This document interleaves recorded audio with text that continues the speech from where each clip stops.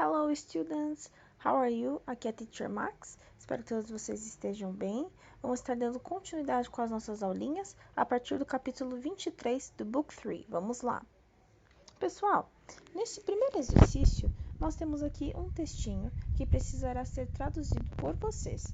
A teacher vai ajudar vocês na tradução das perguntas e, assim que vocês souberem da tradução do texto, vocês vão conseguir responder as perguntinhas que estão aqui. Então, é um textinho de uma party que está acontecendo, ok? É de uma festa relacionada ao Mike. O Mike está dando esta festa. E nós temos aqui muitos elementos presentes nesse texto. Na nossa perguntinha número 1, who is having a party? A teacher já ajudou vocês aqui. Quem é que está tendo a festa? Na letra B, what is Lucy wearing? O que a Lucy está vestindo? Na C, who is dancing with Tom? Quem está dançando com o Tom? E na number 2, underline all the verbs from the text. Nós vamos sublinhar, pessoal, ou seja, fazer um risco embaixo, ok? De todos os verbos do texto. Lembrando que os verbos são ações. Quais são essas ações? Vocês vão marcar um traço embaixo. Nossa primeira explicação, pessoal, não é um tema completo, ok? Ele apenas nos dá observações sobre os verbos auxiliares do inglês, ok? São aqueles verbos necessários para a formação de perguntas, de negativas, certo? Então, aqui ele vai discutir sobre alguns verbos e a teacher vai estar explicando eles para vocês, ok? Então, nós vamos falar do be, do do e do have. Esses verbos são os principais verbos do inglês e eles estão praticamente aí em todos os tempos verbais, presente, passado, futuro, ok? Então, pessoal, vamos começar pelo be, aqui em cima, no nosso canto direito da página 211. O be as auxiliary verb. Nós vamos ver o verbo be, que é o verbo ser e estar, como um verbo auxiliar do inglês, ok? O be é principalmente utilizado nos tempos contínuos. Quais são os tempos contínuos? Aqueles que levam o ing. O present continuous que vocês viram na aula anterior é um verbo que, de um tempo contínuo. Vamos ver aqui alguns exemplos. Are you helping your brother? Você está ajudando o seu irmão? No, I'm not helping my brother. He is helping me. Não, eu não estou ajudando o meu irmão. Ele está me ajudando. I was helping my mom yesterday. Eu estava ajudando a minha mãe ontem. Então, pessoal, nessas três frases aqui de exemplo, ele nos deu o verb to be com a conjugação de am, is e are, que vocês conhecem bem. Está ou é, certo? Então, o are ali na primeira perguntinha, como você está, né? Está ajudando. Na letrinha B, ele está ali na forma contraída. I'm not com a negativa, eu não estou ajudando, né? Ali na segunda parte da frase, ele está como is, que é o verbo estar, e na última parte ali da nossa frase, ele está como was, o verbo to be no passado. Lembra que vocês viram o verbo to be no passado também, estava, né?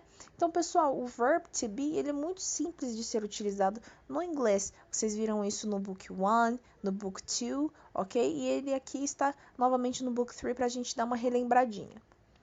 Do. Pessoal, o do como verbo auxiliar. Gente, o do é na maioria das vezes adicionadas em sentenças para fazer perguntas, certo? Isso quando nós aprendemos o simple present, certo? Ele estava ali. O do sempre para fazer perguntas no tempo presente. E nas formas negativas ele se transforma em don't ou in doesn't, certo? Vocês viram isso quando vocês aprenderam aí o simple present. Então, pessoal, vamos ver aqui. Lembrando, pessoal, quando aparece no passado, ele leva a forma did, ok? Vamos ver aqui os nossos exemplos. Do you want to go to the supermarket? Você gostaria de ir ao supermercado? O do apareceu ali no começo, antes da pessoa, porque era uma pergunta no tempo presente. E todas as perguntas no tempo presente, o do precisa estar ali antes da pessoa, ok?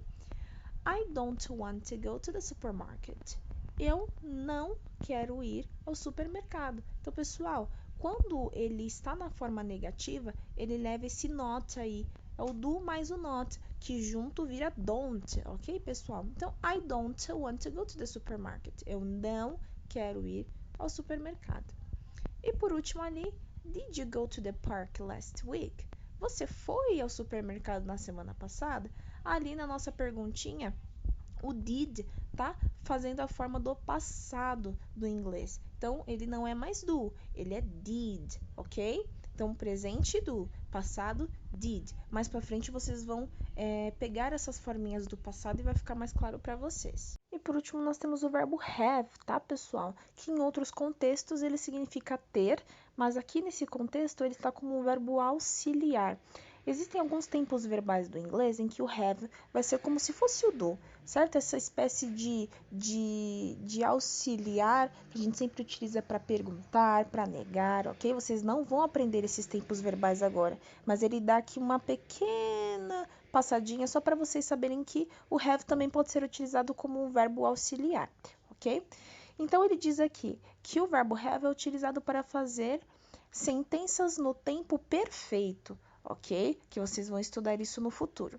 I have never been to Italy. Por exemplo, eu nunca estive na Itália. Então, pessoal, do have eu nem vou abordar muito para não confundir a cabeça de vocês.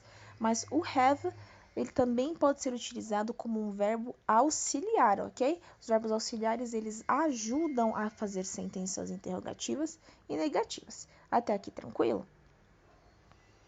Na nossa próxima página, pessoal, antes de qualquer explicação que vocês já vão ver no próximo capítulo, o que a teacher quer explicar? Os exercícios para vocês.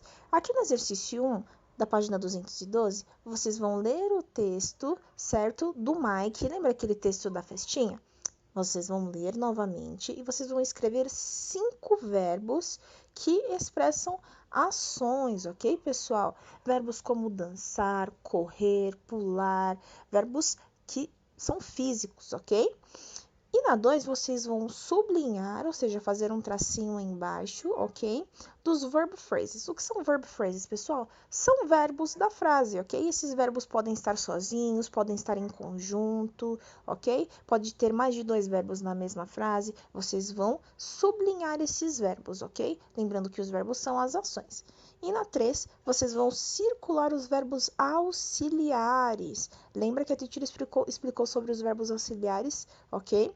No slide anterior. Então, vocês vão circular palavrinhas como have, do, does, did, ok? As conjugações do verbo to be, am, is e are, todas essas são auxiliary verbs. E vocês vão circulá-las, ok? Pessoal, aqui na página 213, nós temos um outro exercício de textinho, ok? Esse é mais curto e vocês vão precisar traduzir também. E aqui na 2, nós temos uma perguntinha pessoal. Would you like to have a special ability? Which one? Você gostaria de ter uma habilidade especial?